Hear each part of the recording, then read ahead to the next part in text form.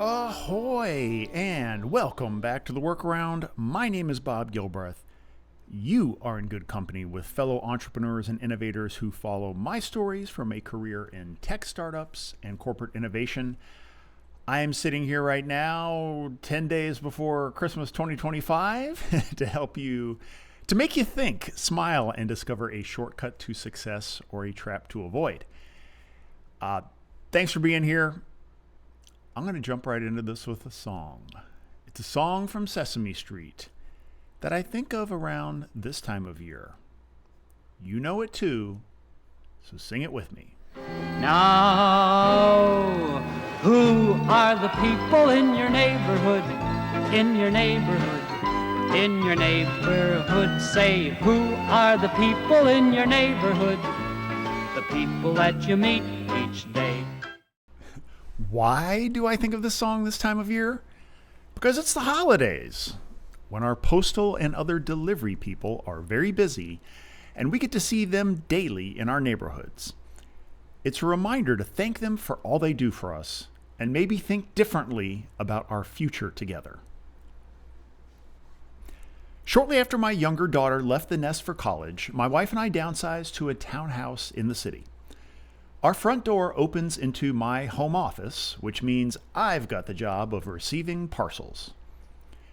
After the 20th delivery or so, I finally emerged from zombie mode and noticed that the same guys delivered each time, always with a smile. After several more deliveries, I finally emerged from introvert mode and did something different. I formally introduced myself and asked for their names. This broke a seal in both of us, and I'd like to think turned the corner from customer to friendship. John works for FedEx, Brian delivers for UPS, and Jeff works our postal route. My dog, Blue, especially likes Jeff because he showers him with treats. Little treats, giant treats, treats scattered all around the flower boxes when Blue is away for the day. The sound of Jeff's mail truck sends Blue into a frenzy.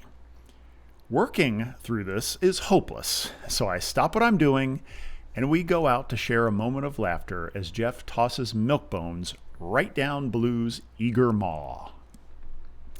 By now, they've learned when and where to leave packages and which friends on the street are available to sign for things in our place. I've gotten to say hello and chat with Brian, Jeff, and John nearly every day. We share stories about our families, vacations, and health issues. They keep an extra eye out on our place when we're out of town.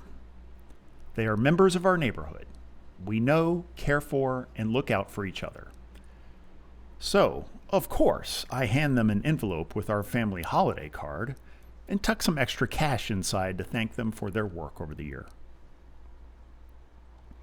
Drivers from Amazon visit the homes on our street every day too. But over these years, it's hard to recall if I've ever seen the same person approach our door more than once. Sometimes they arrive in a branded truck. Other times they open the trunk of a personal vehicle. Packages may end up by the door, in the package box, or behind the flowers. The inconsistency is understandable given that each driver seems to be working a new route daily. I try to at least holler a thank you when Amazon arrives, but its drivers are usually back in motion down the road before I'm able to open the door. I have suspicions that Amazon's infamous belief in a new age scientific management approach has put them on a clock. Or in its drive to deliver multiple packages per day to satisfy our insatiable cravings, a single drop-off and consistent deliverer just won't do. As I was musing about this topic a few weeks ago, I came across a book titled I Deliver Parcels in Beijing.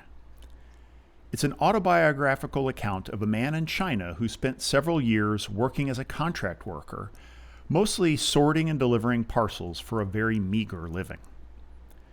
It was an out-of-nowhere bestseller in China, and its translation has made Best of 2025 lists from The Economist, The Sunday Times, and the Financial Times. The author, Hu Anyan, describes stories of being caught between unfeeling corporate overlords and mostly callous customers who have little or no appreciation of the rigors of the job. It's a challenging life. The book may serve as a modern-day wake-up call and lead to protections, akin to The Jungle, which helped expose the poor treatment of meatpacking workers in the early 1900s.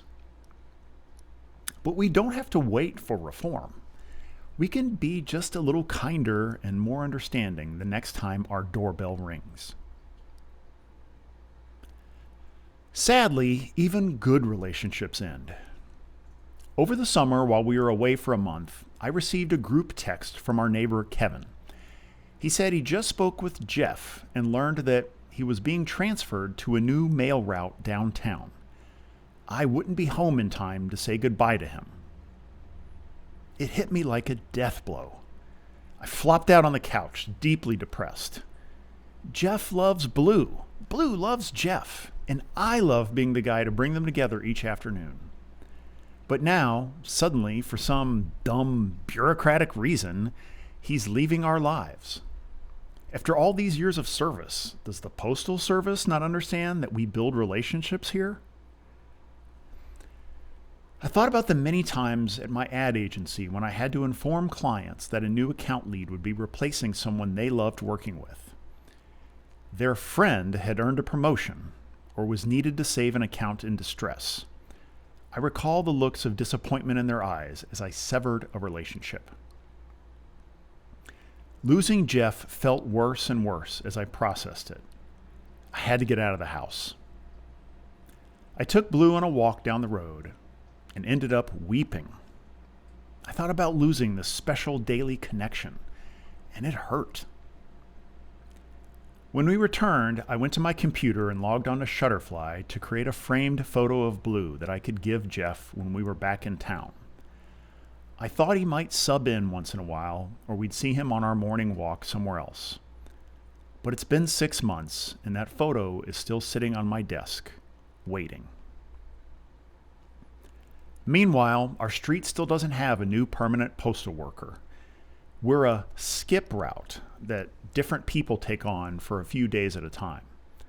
It's hard to build a relationship this way. Sometimes I wonder and worry that other delivery services will adopt an Amazon model of anonymous delivery. They all seem eager to eliminate the human factor and promise a future of robotic and drone delivery. Over Thanksgiving, my wife, Blue, and I drove to Chicago to spend time with our older daughter. Toll roads start about 40 miles southeast of downtown. I notice over the years driving this route how the human factor has shrunk here, too. Most toll lanes use credit card machines or pay by plate now. But one stretch had one human in a toll booth handing out change and wishing us a happy Thanksgiving. My mind went back to something my sister's best friend Melissa told me in college decades ago. She said she always chose the toll booth collector lanes in order to keep these people employed. Back then, as a newly minted economics major, I laughed at her little gesture. Today, I think I'm coming around to her side. It was fitting that I first saw a live delivery robot roll by shortly after exiting the toll road and entering the South Loop. We don't talk enough about all sides of human factor when debating the drive toward efficiency and AI.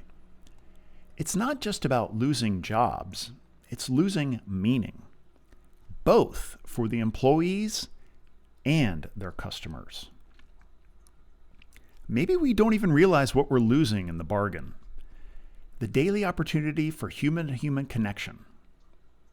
And maybe that's because we're usually got our heads down in a phone, ordering online for delivery or pickup instead of spending a few minutes in line speaking with someone. The future is upon us. I wonder if we'll finally be happy when it gets here. So far, that doesn't seem to be playing out. For now, I'll keep enjoying my time with John, Brian, and the other people in my neighborhood.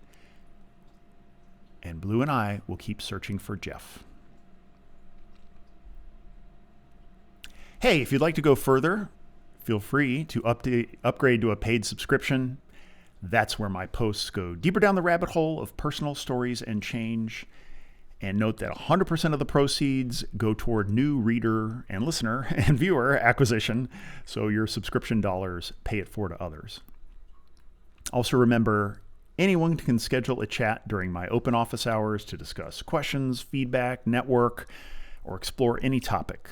I will say my value primarily relies in helping people strategize and self-examine to discover their best path forward in careers and more.